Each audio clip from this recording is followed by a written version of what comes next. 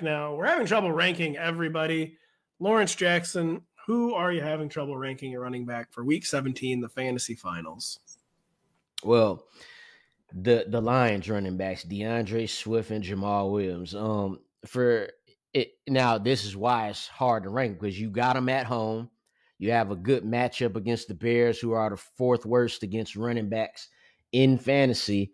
However, these Lions running backs have been tricky. And to be honest, Jamal Williams hasn't been tricky at all these past 3 or 4 weeks. Sadly, he's looking totally cooked.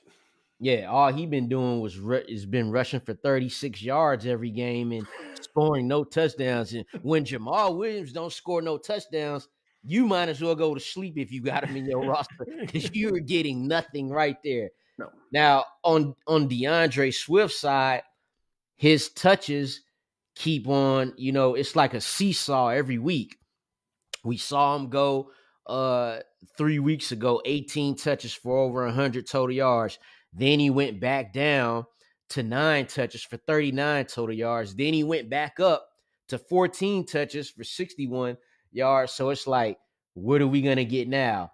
I would be more prone to go with DeAndre Swift in this matchup. But being as how, like I mentioned, the matchup, the Lions will be able to get in there near that goal line, and that's going to be Jamal Williams all day. So when you get those 16 carries for 29 yards and that touchdown, that's decent points for him right there.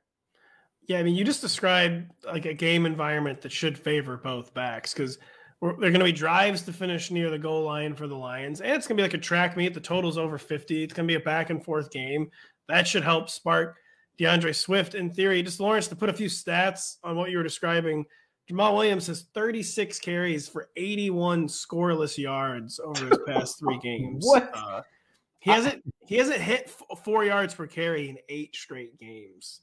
Just a guy with no juice. I was looking at them numbers by game, but I was just too embarrassed to add them up like you just did. I ain't want to even do bruh like that. I ain't want to add them. Yeah, I'm sorry. 36 for scoreless, 81. But then DeAndre Swift has 0 touchdowns and 27 touches over the past 3 weeks. But the way you just described it in my head, like, yeah, it's going to be like kind of a tough pill to swallow, but we probably need to get Jamal Williams and DeAndre Swift a little higher than maybe we would like to, just because of the game environment. Correct, Kyle Dvorchak? I mean, I don't think you have to rank DeAndre Swift that highly. I mean, has one game with what is the meaning of have? Would I like to? Sure. I love DeAndre Swift, but has one game with over 8 carries in the past. I'm not going to count it. It looks like about 13 games since week 1. He had the 15 carry game in week 1. Then he had the complete false flag operation of comes off the injury report entirely, never starts on the injury report, gets 14 carries plus some receptions. And then that has kind of dissipated since. And his snaps have been sort of rebounding following the letdown after that game, up to 40%, then up to 56% last week. But he only ran a route on 52% of the team's dropbacks. They're still getting Justin Jackson some of the team's routes. And then they're now also going to give Jamal Williams, obviously, at least the first crack seemingly at the goal line works. Like, here's my prediction. My prediction is I say you shouldn't play him. He's seeing far less than half of the team's carries. He's seeing roughly half of the team's routes. He's super efficient, but there's just so little meat on the bone with that volume. And then he breaks a long one. He turns 11 touches into 130 yards and a touchdown. And you guys say he was a great play, and I come back and I'm disappointed because the process. Always the process. I'm only going to do 2 of these, but so some weird ones. DeAndre Swift against the Chicago Bears, or Chuba Hubbard on the road against the Tampa Bay Buccaneers. So ceiling versus floor, basically. I think I'm going to go Chuba. Ooh, dear. Ooh.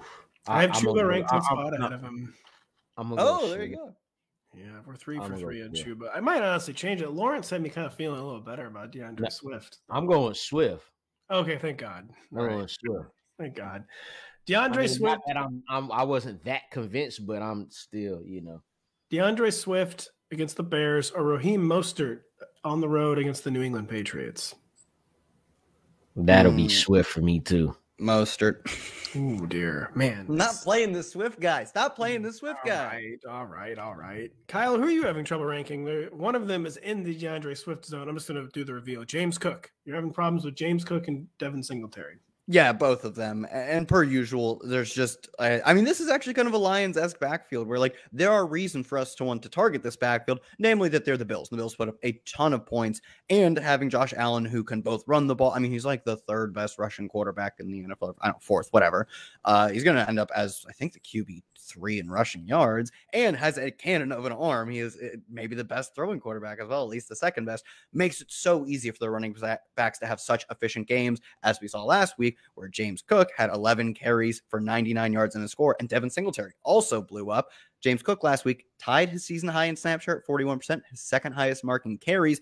And interestingly, since week 10, which is about where we started seeing the Josh Allen elbow issues crop up, is that the Bills have a positive pass rate over expected of 1%. They're just a neutral, perfectly neutral, balanced team, essentially. And I mean, last week, there are some reasons for that. The weather was probably the second worst weather game of the week, just eyeballing it just based on the vibes. A lot of competition. I know, a lot of competition. So if I'm forgetting your favorite, the Browns one has to be the worst. As someone who is in Northeast Ohio, my God, why would anyone live there? It's insane. But Chicago, the weather not too far off.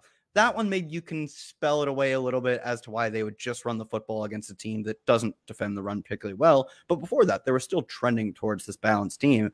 So if both of the backs are going to get a little bit of a bigger pie to work from, and James Cook, who has been on the year the more efficient running back, is going to get maybe half the carries, something close to half the running back carries at least.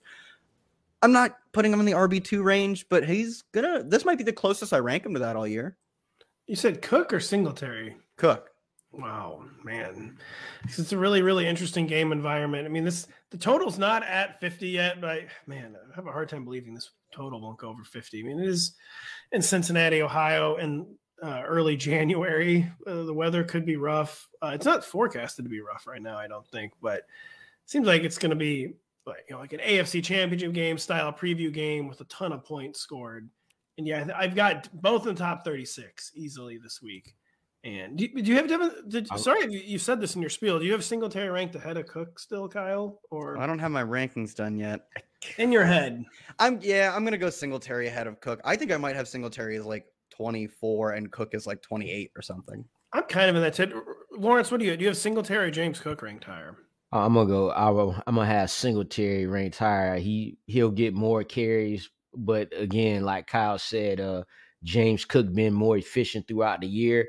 I'm going to hope it's James Cook because I need him in one of my championships. So I'm going to be fair on paper and put Devin Singletary ahead of James Cook. But in my mind, James Cook is RB3 this week. You can tell how warped my brain is because at the end of my all positive James Cook spiel, Pat's like, so you have him ranked the RB1 on this team? And I was like, no, of course not. No, I don't have him ranked the RB1. But I like him. I think he's fun. I could use some points from him too. But no, he's the RB2 on his team. Yeah. It sounds like you guys both have James Cook ahead of DeAndre Swift. Oh my God, yes. Don't even play with that. Come on.